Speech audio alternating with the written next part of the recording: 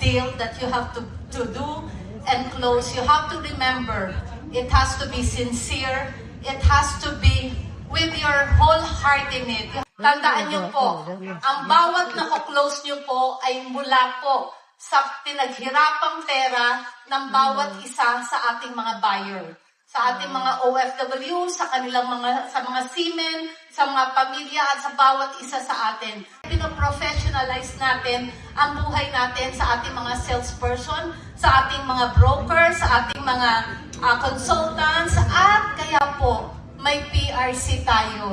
Mahalin po natin ang PRC, ibig sabihin para tayo mga doctorate. Diba, lisensyado tayo. Ako, licensed broker. Diba, ako broker, diba? Oh, at least, I'm proud to be a broker. Bakit? Bakit proud kayo to be a broker? Tandaan nyo po, ang broker, ang first line na makikita nyo agad ang pera. Tama o hindi? Kasi ang developer, mga agency, sa atin lang yan, aasa. Dahil ang broker po, salesperson, ang buhay nila. Kaya medyo mayabang tayo pagdating na, I'm licensed, you have to deal with me. Diba? Pag sinabi, ikaw ba, may lisensya ka? Excuse me, I'm not talking to you. Diba? Tama naman, diba?